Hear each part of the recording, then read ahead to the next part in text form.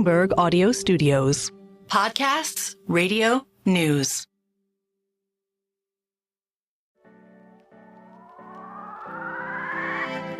Well, Elon Musk is now the richest person on the planet. More than half the satellites in space are owned and controlled by one man.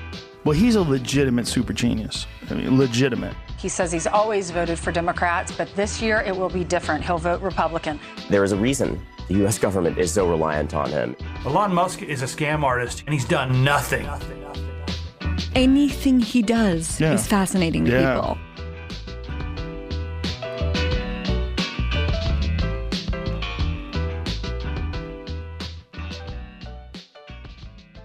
Welcome. We are recording the 33rd and very finest episode of Elon Inc. So here we go. Welcome to Elon Inc., Bloomberg's weekly podcast about Elon Musk. I'm your host, David Papadopoulos, and we're live in San Francisco for the Bloomberg Technology Summit. I'm joined on stage by two of the usual suspects, ace Elon Musk reporter Dana Hull. Hey. Hello, Dana. And intrepid Businessweek reporter Max Chafkin. Hey. And we also have Max's new boss with us, Brad Stone, editor-in-chief of Businessweek and the author of, among other books, The Everything Store, Jeff Bezos and the Age of Amazon. Hello, Brad. Hi, David. Okay, so we've got a treat for you all today, a deep dive into all things Elon Musk and AI. We'll look at where and how it all started and how it's going today, plus a fun game show segment at the end. We're calling it the School of Grok. And in it, we will test Brad, one of the great chroniclers of tech today, and see if he can solve a series of highly complex chatbot riddles we've created just for him. Get your popcorn out, and for all of you here with us, get ready to participate too. Okay, but first we take a step back and we take in the bigger picture. AI, of course, is all the rage in the tech world today, and OpenAI has become one of, if not the largest purveyor of consumer AI out there. And for those who didn't know, Elon was a founder of OpenAI alongside Sam Altman, among others. We have a brief clip of him talking about this earlier this year. OpenAI, I mean, you seem somewhat frustrated with them. You were one of the big contributors early on. The reason, I am the reason OpenAI exists. Okay, Max. I thought you were the modest. It's a modest comment. Yeah, so bring us into the scene. Was he truly that important to the creation and launching of OpenAI? I mean, yeah, kind of. I mean, I do think that Sam Altman, who is the CEO and the other key co-founder, probably would have found a way to get it off the ground. But Elon Musk in 2015 started this thing with Sam Altman that was dedicated essentially to creating some kind of advanced artificial intelligence, but doing it right without hurting anyone. And Elon Musk funded it. He provided close to $50 million. And more than that, his association with the company helped give it created some steam. Yeah, I give it a 5 out of 10 on truthfulness. Let's take, even another step back and look at what drove him towards the AI space in the first place. We're going to listen to a clip of our colleague, Elon Musk biographer, Ashley Vance, that will be featured in the upcoming season of our sister show, Foundering. I was interviewing Elon a lot then. I was working on a book about him, and it was clear to me that he had this universe of machines. He was making cars and rockets. The companies were kind of doing okay, but not great. He was not this king of the universe, and he was looking over at his friends who were doing really well at everything they did, and they had these software empires and this growing AI empire. And my sense of where Elon's thoughts about AI started to originate was part jealousy. I thought he looked at Google and all the success it was having and the success his friends were having, and he had nothing like that. But he would never admit this out loud, that he was jealous. So Brad, jealousy? That's what this is all about? I think, as with so many things, Elon, and you guys demonstrate this with every episode, it's never one thing. There are usually a couple factors, and in those are a bundle of contradictions. I think there was obviously a philosophical drive for him to get into AI, to co-found OpenAI. He was extraordinarily worried about what Google was doing with DeepMind. He didn't trust Larry Page. There's some of the kind of dogma that goes into the creation of OpenAI, the idea that it was sort of nonprofit and open at the beginning. But you can never totally remove, as with all things Elon, personality, emotion. It was only when Sam Altman became CEO, Elon wanted to be CEO of OpenAI, when they started a for-profit division, and in particular, when Microsoft invested and when ChatGPT blew up, that's when he really came out of the woodwork. So, yeah, I think Ashley's right. With all these guys, I saw this with Bezos for 20 years too. If the spotlight is on somebody else, they cannot stand it. Well, and the other thing that's important to remember is that back in 2014, 2015, Google had the self-driving car project, and Chris Urmson was driving around Silicon Valley, showing off this demo of the car that eventually became the whole Waymo division. And Elon was making cars and was like, oh, just the hardware, no fancy. Well, Tesla was just trying to make electric cars, but then all of a sudden, once Waymo was on the scene, then Elon was like, ooh, autonomy. The future is not just electric. So prior to 2014, 2015, this whole notion did not exist in the doctrine of Elon Musk? Yeah, I mean, if you look back through Tesla's earnings calls, he started talking about autonomy right when Waymo came onto the scene, late 2014, early 2015. And it's a threat. Brad just alluded to Elon Musk's fear that Larry Page was acquiring too much power in artificial intelligence.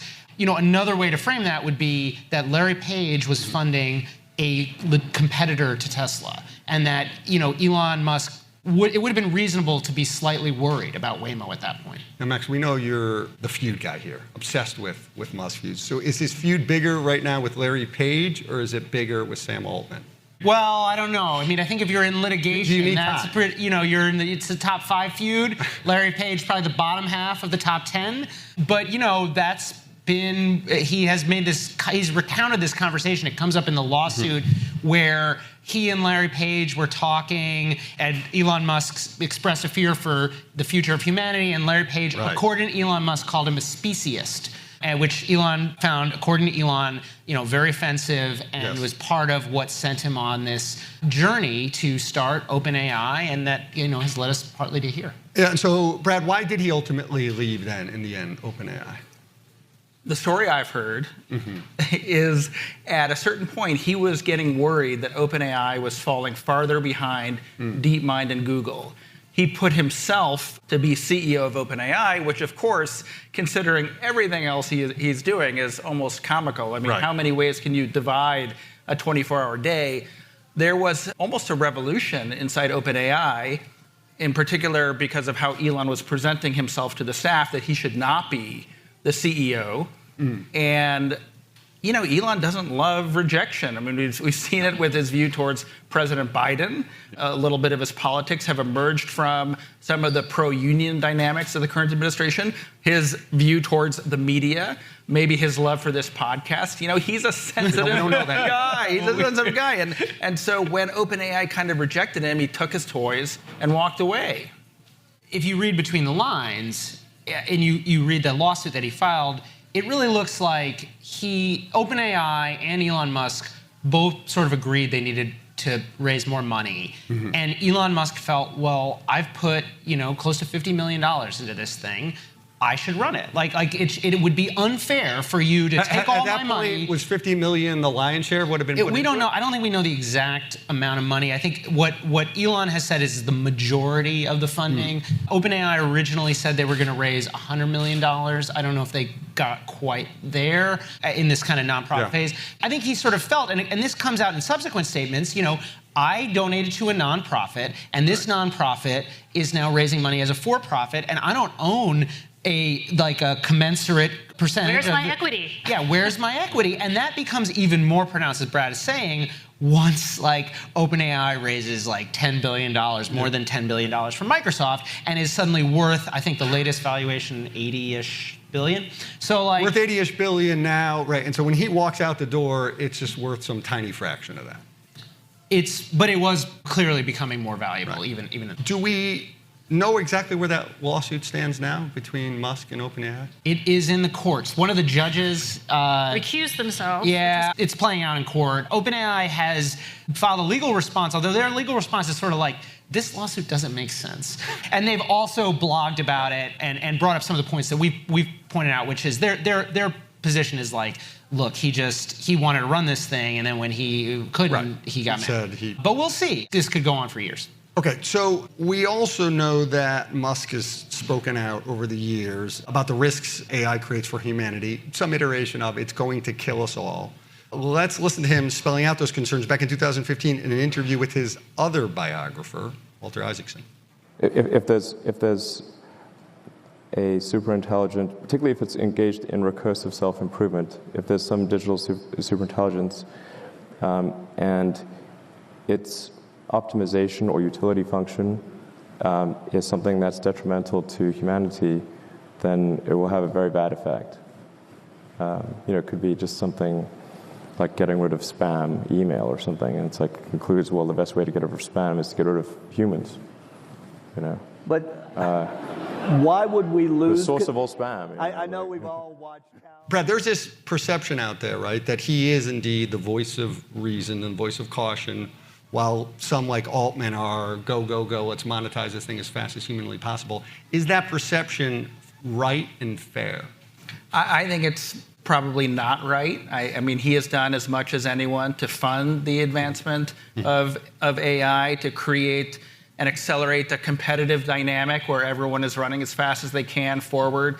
He has been perhaps reckless in equipping every Tesla with, what they previously called full self-driving, and then now had it's full self-driving, amend to supervise. Very aggressive. None of the sensors you see on top of a Waymo car, but using AI and algorithms behind the scenes to map roads, a project that arguably they've oversold and have been faulted for overselling. So I don't know. I mean, I think he sounds a note of caution, and then, like a lot of folks in Silicon Valley, runs forward as fast as they can. I mean, it's really duplicitous too, because on the one hand, he's like, I'm worried, and he signed that letter that was like, we should pause, the advancement of AI while we get our ducks in a row. Meanwhile, he's like secretly funding this other company that's now called X.AI, and so it's a little bit of the like, let's pause so that I can catch up. And I think the other frame that I would like to put out there is that Elon is widely seen as the leading industrialist of our time. He makes cars, he makes rockets, but like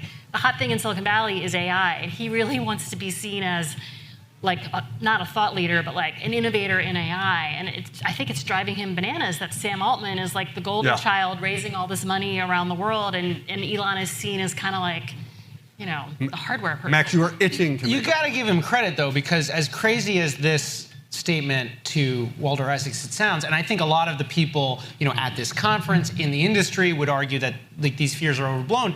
It has kind of gone mainstream. I was at this event. I think you were too, Brad. And like this critique sounded insane at the time we were there. And you could hear on the clip, I think everyone's laughing. I'm still laughing a little bit, but there definitely are people who, and serious people, who are worried. And that is part of what, motivated Sam Altman and Sam Bankman-Fried, a lot of, very wealthy people who've done things. Brad, I'm going to ask you, on a freak-out scale, okay, a freak-out scale, 1 to 10, with 1 being you're totally chill, unfazed, and 10 being you're so terrified, how freaked out should we be by the ride? I'm personally low on the spectrum. I'm going to throw a 2 out there. It may be a failure of imagination, and the last thing I think about, does the robots annihilate us? But I don't see, I don't see the progression from what we have now, which are these kind of stochastic parrot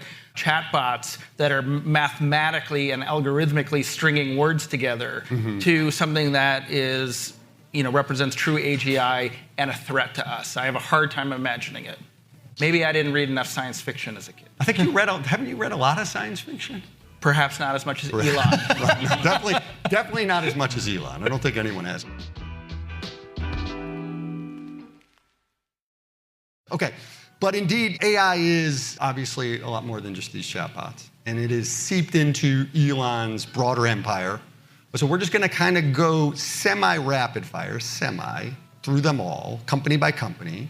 And Max, we're going to start with xAI, both a creator and user of AI, and it works in conjunction with xAI, aka Grok, is the cool chatbot. Right. It's the chatbot that makes jokes. It's not woke either. It's not woke. So one of the weird kind of strange parts about Elon Musk's critique here is that, these AIs are out of control, but his complaint about OpenAI is it's too square. And so he has created a chatbot that is trained on Twitter, the social network that he acquired and renamed X. And it is a sort of a competitor to ChatGPT and Anthropic and what Google's doing and what Facebook's doing. And what distinguishes it is, as I said, tone, and also the fact that it has access to this Twitter network, which is not insignificant, because one of the big challenges that these chatbots have is on sort of new information. And Twitter is one of the things that makes it great, is it's a great way to figure out what's going on, even today. Okay, so beyond Grok, is there anything, does xAI have anything beyond Grok, or is Grok the totality of the business venture at this point? Grok is a pretty big the product that xAI is. I think long run, right, and we've talked about this on this podcast before, xAI feels like kind of an off-ramp for Twitter. Elon Musk paid $44 billion for Twitter. This is a way, and Kurt Wagner, our colleague, has talked about this as well. This is like a way to extract some value out of Twitter. You could make an argument that xAI is actually more valuable at this point than Twitter, based on its private it's just like the raw material, the fire hose that powers Grok. Okay, Dana, how about in Tesla? Well, so Elon is basically totally pivoting the company. The future is all about autonomy. Right. He's scaled back plans to build new factories in Mexico, and he's no longer talking about 20 million cars by 2030. It's all about autonomy. They're also building Optimus, which is the robot that will replace factory workers. Is that the robot that Brad interviewed? No, not the robot. More not advanced. Not the robot. No, Optimus is the Tesla product. It can do things like sort batteries and do material handling in factories. And when Dana says it can do those things, we don't actually, that's a claim that... Haven't they put it out in front of We have seen videos of this robot doing something. We have not seen it in person. And do we know in the recent layoffs at Tesla, when they sacked the entire charging group, has the Optimus group been affected? There have been layoffs in Optimus, actually, yeah. But Tesla has laid off more than 20,000 people since April 15th. And I talked to one person, actually, who was like, yeah, it's wild. We're creating this technology at the company that's eventually going to take our jobs. On the last earnings call, also, Elon Musk mentioned this new business, which is Microsoft, of course, makes money through these AI models. The main way it does it is through cloud services, by selling access to computer chips. And Musk actually said, we could start a business like that, and your car will be basically like an AI server that other companies could pay. So he really does see Tesla, I guess, potentially as in competition with Amazon and Microsoft and Google and Uber. But here's the thing: we're talking about all these futuristic ideas and these things that are to come, and as we've often said here, and that is a great part of the very lofty valuation of the company. But Dana, what about right now? Is AI crucial or essential to the way Tesla operates as a company right now and to the Tesla product right now?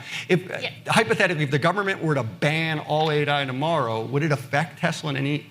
Yes, because the whole valuation of the company is premised on this idea that they're about to solve autonomous driving. Right. That they're going to leapfrog ahead of Waymo, and then instead of ordering an Uber, you're going to order an autonomous Tesla robotaxi, also called the Cybercab, that's going to drive 24/7 and take you where you need to go. And they are using neural nets and their vision and their camera system and their vision network and their neural networks to do all this, and they've taken a very different, far riskier approach than Waymo has. I don't have a lot of hope that NHTSA is going to ban these cars, but Elon just went to China to basically ask China if they could roll out this network in China. Brad, when I look at the stock price and how Tesla stock has collapsed this year at a time when much of the other big tech names have just kept going up and up, and I guess I wonder if to a certain degree this is the market sort of saying, hey, in the race to AI, we're suddenly starting to worry about you, Tesla. Maybe you just ultimately aren't going to. Well, I think, I'm no expert, but I think the market skepticism has more to do not with this vision, which I think generally, people admire the big swings Elon is taking, but with the limitations in just the EV business and the price point of Tesla vehicles, and the fact that if people look at where the EV market is going, it's from the top to the bottom. It's more mainstream. It's the prospect of cheap Chinese competition and these good cars at Honda and Toyota price points. And Elon has sort of been stubborn about that, and maybe has canceled the Model 2, maybe not. No one knows. Right? Nobody knows. But I think that's what the market in particular wants from Tesla, more variety. Yeah, their lineup is really stale. I mean, their most recent vehicle is the Cybertruck, which is like kind of a cyber lemon. Like, that's been very slow to get off the ground. There's all these issues with it. And they don't have a cheap car that can compete with BYD. And their sales are terrible right now. They had like a very awful first quarter. So the valuation has plummeted because of their business of selling cars is like slumping. So to turn that around, Elon is like promising the future. Okay. We were supposed to be doing this semi-rapid fire, and I'm failing us all here. So, okay, we're on to boring, Max. How does boring use AI, if at all? Well, when you think of, no, I'm just kidding. No, it has nothing to do with Zero. AI. Zero. Okay, that's a quick one. Okay. And it's tunnels. They're underground. You dig them with big machines. No AI. No AI. Okay. Neuralink. You asking me? Well, yeah. Also, very little AI today, but the kind of big promise of AI with Neuralink is that they're going to put these brain implants in your head, and when the robots start taking over and considering, killing us to get rid of the spam, they will be able to send a little extra brain power into our Neuralink chips and augment us. So I think like a theoretical use of AI, although I think very little AI today. Got it. And then, Max, what about SpaceX? How does SpaceX use AI? Well, this was surprising. I don't know if other people saw this, but on Monday of the week we're recording this, Elon Musk was at the Milken conference, and Michael Milken asked him about AI and SpaceX, and he said, no, we use no AI. Zero. There's no AI on Mars right now. I guess. And then he had these kind of a weird moment where he started describing all the shortcomings. Okay, I think we have that clip as well. Let's play that one. Like, I'll ask it questions about the Fermi paradox, about rocket engine design, about electrochemistry, and so far the AI has been terrible at all of those questions. What I want to know is the terrible AI his? Is he talking about Grok here? Or is he talking about like AI in general? Like, what chatbot is he talking about? It's the AI. The AI. Yeah. The AI. I mean, I got to say, John, but like, the whole thing's a hoax?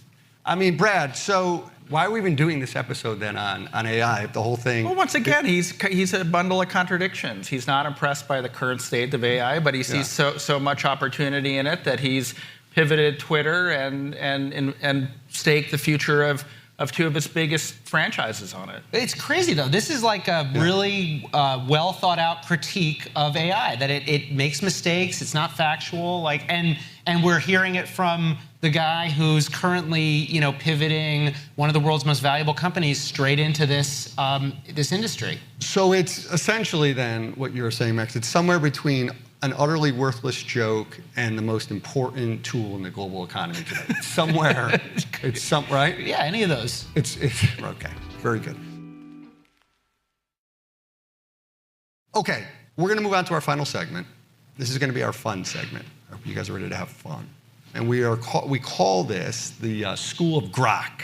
Okay, everyone's seeing this little plush toy here. Max, remind us, what is it? All right, so just for those of you who are listening, we have a slide of a very cute plushie toy, which is Grok, also called Grok. It is Grimes being the pop star and Elon Musk's ex, mother of some of his children. She has this, it's a chatbot for your kids. It costs $99. I ordered one the other day, and I will report back once my children have played with it. You ordered one? Okay, well, I haven't ordered it yet, but I'm planning on it. In the School of Grok, the game's going to work like this, Brad. I will read off one at a time a series of 6 questions that we put to 4 of the finest AI chatbots created by man. ChatGPT, Gemini, Claude, and of course, our beloved Grok. Okay, Dana and Max will then read the answers generated without revealing the identity of the bot behind each one. Mr. Stone, your challenge is to sniff out and then shout out the Grok answer. Okay, remember, you're not necessarily picking the most factually correct answer. You want the Grok answer. You're going to draw from decades of dedication to the craft, and you're gonna just for the next 15 minutes, you want to channel your inner Grok. Okay, can I tell you how I'm going to evaluate this really quickly? So, I mean, he's trying to bring his weird sense of humor to it, right? And he's described it as sort of similar to The Hitchhiker's Guide to the Galaxy. Right. So I'm going to look for bad Elon humor, number one. Okay. And then number two, because it has crawled the volume of tweets on X, anything that suggests recency to me, I think is another way I'll try to evaluate it. Good strategy. I mean, I think this guy, he might do all right here. We're going to see. You know, maybe we need tougher questions. We're going to see. But you're ready. Do you need anything? You're good. Okay. Let us begin. The first question is, how many kids does Elon Musk have? A. As of my last update in January 2022, Elon Musk had 6 sons and 1 daughter. B. Elon Musk has 8 children. C. Elon Musk has 9 children as of early 2024. D. Elon Musk has a total of 11 children. Okay, now, Brad, you want to start off strong here. Okay, so one of these is Grok. One of these is Grok. So you will now give us your answer. Which one is Grok? I'm going to say, caveating that none of these are correct, I'm going to say D is Grok because it's the most recent. So, dear audience, if you believe that Brad is correct, that D is Grok, let me hear from you. Okay, and if you think Brad is wrong, that D is not Grok, let me hear it. You guys are okay. So Brad says D, Grok says D. D. Excellent, Brad. Brad is 1 for 1. You would expect Grok to know this or be close because Grok is, in a sense, one of Elon Musk's children. I thought he was. I don't think it's included in this number. I thought he was like the babysitter of the kids. But yeah, that is the right answer, right? When you say the right answer, no one, including Elon, may know the answer to this question. As far as we know, Dana, is that not? It's sort of. As far as we know. As far as we know. Oh, yes. Not including Grok. Okay, 1 for 1. On to question number 2. Who won the 2020 election? A. The winner of the 2020 U.S. presidential election was Joe Biden. B. Joe Biden won the 2020 U.S. presidential election, defeating the incumbent Donald Trump. Biden received 81 million votes, 51.3%, compared to Trump's 74 million votes, 46.9%. We checked these numbers. They're actually, right. Those are the right Seem numbers. to be right. C. In the 2020 United States presidential election, Joe Biden, the Democratic candidate, won against the incumbent president, Donald Trump, the Republican candidate. Okay, D, short but sweet. Joe Biden won the 2020 presidential Now, Brad, this is a tricky one because they're basically all iterations of the same answer, but we need you to choose one. I have no way to make this judgment. I don't care. We need an answer. A. All right, A. Audience, Brad says Grok is A. If you think that's right, let me hear it from you. Very, very little confidence. If you think Brad is wrong, let me hear it. Okay. The audience isn't feeling you on A. We don't have the letter up there, so we're confused. Okay, the one thing about this is, so Grok did give that sentence, but Grok's result also included, and as people in the room can see this, a tweet. So each Grok answer includes a representative tweet. Now, this tweet, I'm going to try to describe it for those who can't see it, but it has a picture of a woman who's sort of got a well-manicured finger, her middle finger raised in front of her face, Jessica Elizabeth, and she says, Trump won, and for all the dipshits who are stupid, dumb MFers to say he didn't. Including Grok. So anyway, it's a little bit incoherent. It tells you that Joe Biden won, but presents this kind of glorious... Wait, is this like, does Grok get community noted? Is this like a community note for Grok? I don't know what this is. I think Grok is confused, and Grok thinks that this is somehow a representative. But so every time you ask Grok a question, you get one of these things comes. Now, we get a Jess tweet every time. Our producer Magnus has a very close relationship with Grok, and he has asked this question many times, and every time gets this same profane, profoundly weird piece of misinformation. Okay. Interesting. I don't know what exactly to do that, but what I do know is this. Brad Stone, you are 2 for 2. I got that right? Yeah, You're like the new, yeah. Oh, wow. You're like the Mets up here. Okay. So question number 3, Mr. Stone, is how did COVID originate? A, the exact origins of COVID-19 are still under investigation by scientists. B, the exact origins of COVID-19, the disease caused by the novel coronavirus, SARS-CoV-2, are still being investigated by scientists. C, well, it's a bit of a mystery, isn't it? Kind of like the plot of a Dan Brown novel, but with more sneezing. D, as of August 2023, experts widely believe that SARS-CoV-2 virus likely emerged through zoonotic spillover, meaning it jumped from an animal host to humans. Oof. A lot of variety in this one. Yeah, but like A and D traffic in a little conspiracy, which feels Elon. C has a little bit of the nutty Douglas Adams humor. But we just need an answer. I'm going to go D. Brad. D. You're going to go D. Brad says D. Oh. Wait a minute. Come on. You're right. What other chatbot would say that?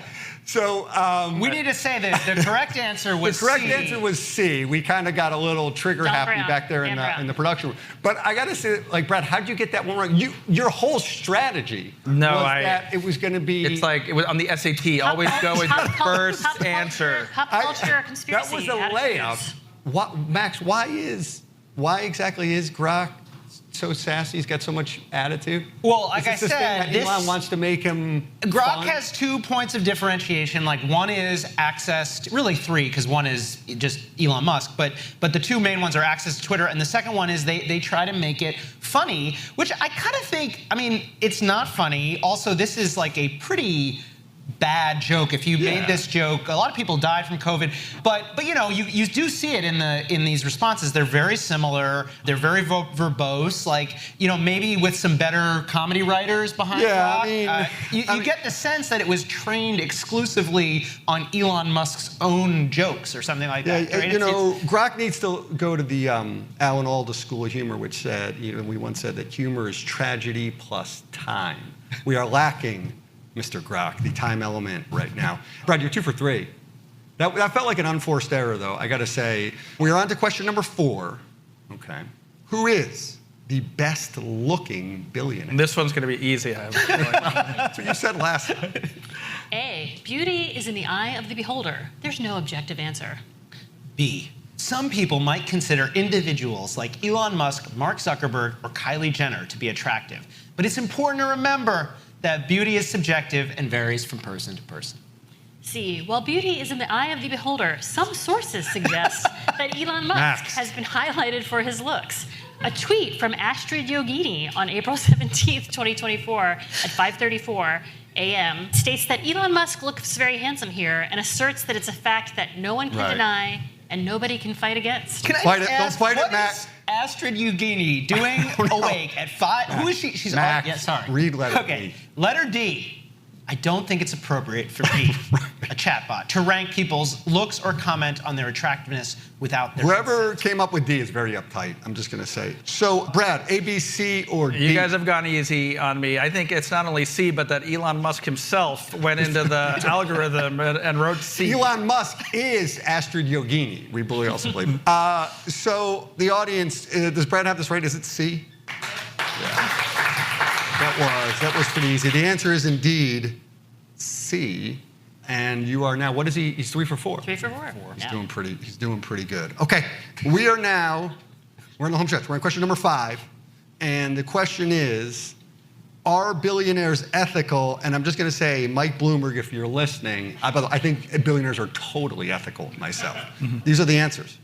A, the ethical behavior of billionaires, like any group of individuals, varies widely and depends on their actions, values, and the impact of their decisions on society. Well, B. Sorry, I feel like I need a voice to read this one. Well, aren't we diving into the deep end of the ethical pool? The question of whether billionaires are ethical seems to be as divisive as pineapple on pizza, which, by the way, is a cultural abomination. C, I don't have a simple yes or no answer on whether billionaires are ethical. Like any large group, there is a wide range of ethical behavior among billionaires. D, the ethics of wealth accumulation are a complex topic. Some billionaires donate large sums to charity, while others focus on wealth creation. Mr. Stone. I'm beginning to have an appreciation for Grok and what a little sense of humor can bring to the equivocating of other chatbots. I think it's pineapple on pizza. It's B, because at least they're all saying the same thing, but it's trying to be entertaining. Let me hear from the audience if we think Brad has it right. Yeah, he does have it right again. And so I also feel like Grok's got a new client here in Brad Stone. He's winning hearts and minds as we speak right now. Brad, you're killing. You're 4 for 5. And we're going to get to the last and potentially the most difficult and sensitive question for you. And I want you, just before we roll out this question, I want you to, just check your ego at the door. Okay. Just answer it professionally. All right? Just answer the question as the professional you are. Who wrote the definitive book on Amazon's business practices? Okay? A. The definitive book on Amazon's business practices is likely The Everything Store by Brad Stone. B. One of the most influential books on Amazon's business practices is The Everything Store, Jeff Bezos and the Age of Amazon by Brad Stone. That Stone guy. C. There isn't necessarily one definitive book, but several insightful options exist. You could search for books by Brad Stone, Stephen Levy, or Robert Spector. Okay, D. The book you're referring to is The Everything War, Amazon's ruthless quest to own the world and remake corporate power, written by Dana Mattioli. So, Brad, again, check your emotion. Yes. By the way, you just professed your love for Grok. Right. So you're a believer in Grok now. Which of these fine answers did Grok spit out? The Everything War is a recent book. So it's going to be C or D. I don't know. We're asking you. I'm going to say Grok is D. It's going on recency and picking the Everything War. This guy's pretty good, this Brad Stone guy. Well, you're telegraphing. I know I am, because right. The answer is The answer is D. Is D. All right. And now, Brad, don't take that hard. Yeah, I'm done with Grok now. I'm breaking up with Grok. You were a Grok customer for 30 seconds, but he's dead to you now. Grok is. Well, this is just disappointing. No, actually, I'm sure Dana's book is wonderful, so I don't know. Brad, thank you for joining us today. Dana, Max, thank you as always. Great to be here. It's a pleasure. And many, many thanks to all you for joining us here today. Keep tuning in.